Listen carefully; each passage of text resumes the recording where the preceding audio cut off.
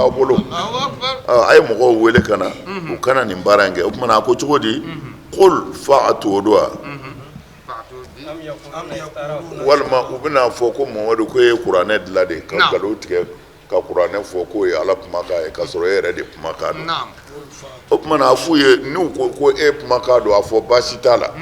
qul Mamadu a f'u ye fa'atu bi ashri suwarin mislihi o do wa a ye na ni suran dan bɔɲɔgɔnko ye kuranɛ yɛrɛ la kuranɛ suran tan bɔɲɔgɔnko kuranɛ ye suran 100 ni kɔ ye mais aw ka 10 dama dilan ka na aw ka 10 dama dilan ka na n'a sera k'o kɛ o kumana o kɔrɔ de ye suwari mislihi de kɔrɔ ye fil fasahati wal balagati o kumana a bɛ kuranɛ fasaha min b'a la ani balaga min b'a la ani kuma tɔn bɛ tɔn cogo min na arabu yɛrɛ de b'o dɔn quoi bon o la i bɛ arabukan in faamu k'a dɔn ni dɔnni tɛ kuranɛ tun tɛ se ka fara ɲɔgɔn kan o kumana muftariyati ni min tɛ kelen a ye na n'a ye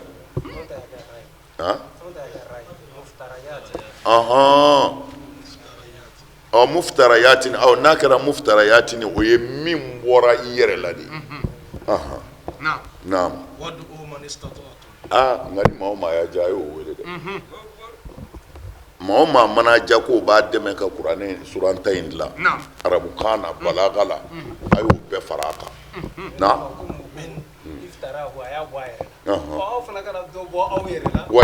sisan o de don bɔ n yɛrɛ la o de don muftarayati an b'a fɔ a ta y'a kɛ muftarayati de ara ye muftarayati ni minnu tɛ kelen ye a bɔra a yɛrɛw de la a yɛrɛ de y'a bɔ a yɛrɛ la komi a ko kira y'a bɔ a yɛrɛ la kumana a yɛrɛ ka tan bɔ a yɛrɛ la naam k'a sɔrɔ a ma kɛ ni Ala ka kuranɛ ye nin tɛ Ala ta ye n'a sɔrɔla aw ta ye tiɲɛ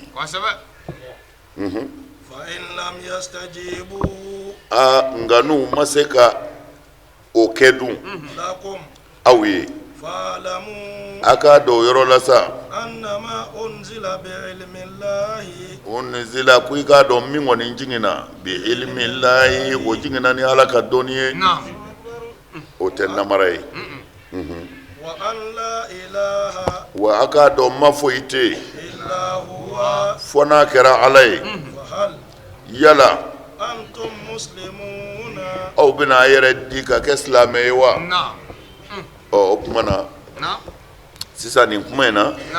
a ko tuma min na n'u dɛsɛra u fa in lam yastajibu lakum n'u ma se ka na ni suranta in ye komi a y'a ɲini cogo min na fa alamu o tuma na sa kafiriw aw k'a dɔn innama unzila bi ilmillahi ko kuranɛ in jiginna tigitigi ni Ala ka dɔnniya de ye fɛn tɛ ko kira y'a bɔ a yɛrɛ la a fɔra a ye de wa an o do wa an la ilaha wa a k'a dɔn fana ma foyi tɛ yen illallahu fɔ Ala ilahuwa fɔ ale tigitigi fa hal antum muslimun yala aw ye yɛrɛdilaw ye wa aw bɛna yɛrɛ di o Ala ye ma wa mana tafsir bɛ fila min fɔ a la sisan antum muslimun ko a kan bɛ minnu ye silamɛ yɛrɛw ye ni sigasiga b'u dusukun na kafiriw dɛsɛra ka nin kɛlɛ o kumana yala aw b'a yɛrɛ di wa ka limaniya baatu la mais tafsir caman ko la ni yɛrɛ ko khitabu in yɛlɛmɛna fa'alamu ko khitabun lil mushrikin ko a kan bɛ kafiriw de ma silamɛw ko tɛ kumana ko kafiriw k'a dɔn innama unzila bi ilmillahi ko kuranɛ jiginna ni Ala ka dɔnniya de ye wa an la ilaha illa huwa wa ma wɛrɛ tɛ ni o Ala in tɛ fa hal antum muslimun nin tiɲɛ ni ni hakika sabatilen kɔfɛ yala aw b'a yɛrɛ di Ala ma wa ayiwa dɔw b'u yɛrɛ di nka dɔw bɛ sa kafiriya kan dɛ Ala kana an sa kan naam man kana yuridul hayata dunya ni maa min mago bɛ diɲɛ ɲɛnamaya de la ani a masiri nuwafi an bɛna fɔli kɛ o tigiw ma a'malahum u ka baaraw la diɲɛnaya olu tigitigi diɲɛ ɲɛnamaya la yubkhasuna uka barakele ti nagasi uka barakele antu nagasi mana ala yo defo ni dalu imbe ko fesa mɔgɔ min mana sɔrɔ sa yuridu hayata dunya odoa man kana yuridu hayata dunya ni maa min bi diɲɛlatigɛ ɲɛnamaya de ɲini wa zinataha ana masirifu nuwaffi ilayhim a'malahum gɛlɛya foyi t'a la an b'u ka baara sara dafalen d'u ma fiha diɲɛ kɔnɔ yan u mana baara o baara kɛ an b'a bɛɛ sɛbɛn k'a bila bɛɛ ka sara dafalen de bɛ d'i ma foyi ti bɔ a la naam wa i k'a dɔn o tigilamaw fiha diɲɛ kɔnɔ yan la yubkhasuna an ti foyi nagasi u ka baara kɛta la u ye sara min kɛ a dafalen de bɛ d'u ma ulayika o don olu de ye mɔgɔw ye a tɛ u bolo lahara don fo n'a kɛra tasuma ye wa fɛn bɛɛ binna u y'o ɲuman minnu kɛ fiha diɲɛ in kɔnɔ yan wa fusakɔrɔ don fɛn bɛɛ la o kun kɛra yamaluna u bɛ baara o baara kɛ ala dɔnbaliya kɔfɛ naam a ko fiha ulayika lezina ulayika lezina olu de ye mɔgɔw ye laysa lahum fil akhirati illa naru foyi saralen ti o ye lahara don fo n'a kɛra tasuma ye minnu bana ka da ala la minnu bana ka tugu ala kɔ f'u tugura diɲɛ kɔ ani diɲɛ masiri ani diɲɛ damu u tugura o de kɔ o tumana a ko wahabita ma o don ma sɔnna u ye baara ɲuman fɛn o fɛn kɛ o bɛɛ binnen don fiha diɲɛ kɔnɔ yan u ye sinjitigiw minnu kɛ u ye balimasirabɔ minnu kɛ u ye fantanw dɛmɛni min kɛ a bɛɛ bi bin parce que a ti fɛn ɲɛ lahara nka diɲɛ kɔnɔ yan hali kafirifin n'a ye ɲumanya kɛ ala kɛn bɛ ka a sara a ye ni kafiri ye sinji tugu kafiri ye fantanw dɛmɛ kafiri ye jigi tugu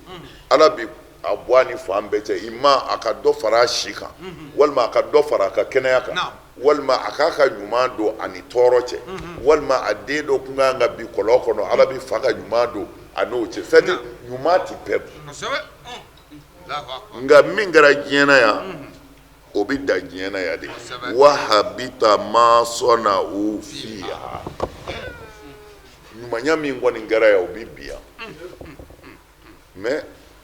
a ti bi ko sara t'a la a sara dir'i ma nka a sara bi dan yan a sara bi dan yan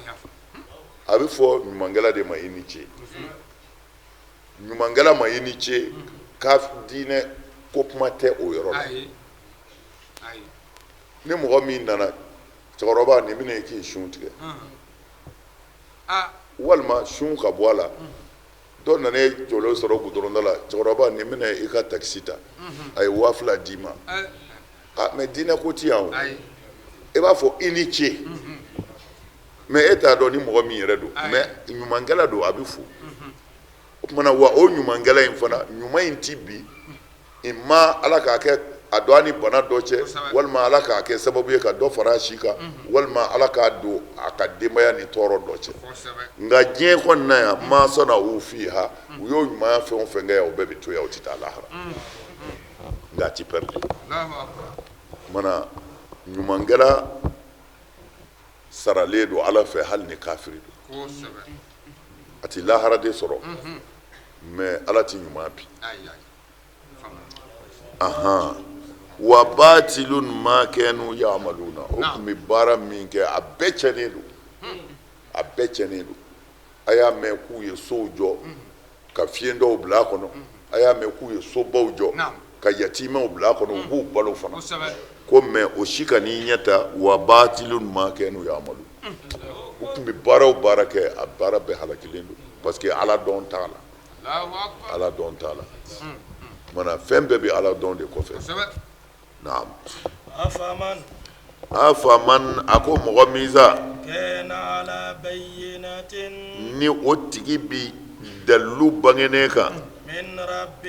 ka bɔ a ma yɔrɔ i n'a fɔ alakira sallallahu alaihi wasallam ani muminu wa seere tugu b'a nɔfɛ min b'a a ka kiraya sabati minuhu ka bɔ ala yɔrɔ n'o ye Jibrila ye ani ka kɔn kuranɛ yɛrɛ ɲɛ Musa ka kitabu nana o kuranɛ tɛ kuranɛ kitabu fɔlɔ ye kumana wa min qablihi kitabu Musa naam Musa ka kitabu nana imaman ɲɛmayala ani hinɛ o tigilamaw olu bi limaniya n'o ye kuranɛ ye sa ni maa min kafiriyara ni kuranɛ ye kafiri jamakuluw la tasuma o yo o ka kanbɛn yɔrɔ ye Muhamadu i kana kɛ siga foyi la kuranɛ ko in na innahu i k'a dɔn kuranɛ tiɲɛ yɛrɛ yɛrɛ don ka bɔ i ma yɔrɔ nka mɔgɔ caman de bɛ sa Makan ninnu na la yu'minuna olu dalen tɛ kuranɛ ko in na i y'a ye sa a ko cogo di a fɔ man kana ala bayyinatin min rabbihi a fɔ maa min bɛ dalilu yɛrɛ bangenen kan ka bɔ i ma yɔrɔ o ni maa bɛ se ka kɛ kelen ye dalilu tɛ maa min bolo wa maa min bɛ dalilu bangenen ka bɔ ala yɔrɔ a kan bɛ kira de ma ani muminu ani kuranɛ wa yatluhu shahidun seere tugu bɛ o la k'a tiɲɛ tigiya minnu ka bɔ ala yɔrɔ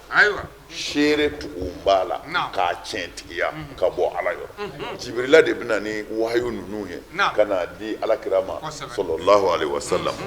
bon o tuma na bayinatu in ye jumɛn ye aw bi bayinatu de kan afaman kana ala bayinati min rabbi bayinatu kɔrɔ ye fɛn min da bɛ kɛnɛ kan a fɔra ala de y'a fɔ ka na ko an ka kojugu dabila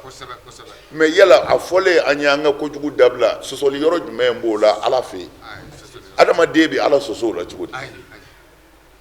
i kana mɔgɔ tɔɲɔ o tuma na o kɔrɔ ye mɔgɔ kana e yɛrɛ tɔɲɔ ne hakili la adamaden bɛ nin de ɲini i kana sonyɛni kɛ e yɛrɛ fana kana sonyɛ adamaden bɛ nin de ɲini mɔgɔw muso t'u bolo i yɛrɛ ta ka t'u bolo ala bayyina kɛnɛkan ko de don dalilu bangenen de bi mɔgɔ minnu bolo n'olu bɛ ka ala bato kan wa fana seere yɛrɛ tugura o cɛ in a bɛ k'a ka seereya sabati ka bɔ ala yɔrɔ n'o ye Jibrila ye ko sɔsɔli yɔrɔ jumɛn bɛ nin na o tuma na wa min qablihi kuranɛ tɛ kitabu fɔlɔ ye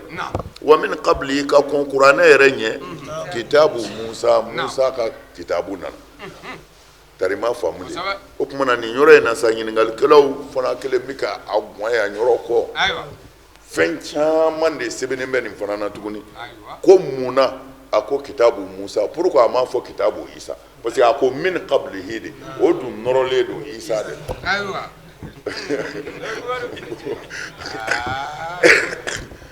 a kɛra bɔ ko ninnu ka ca mais anw bɛ min ta a la dɔrɔn tafsiri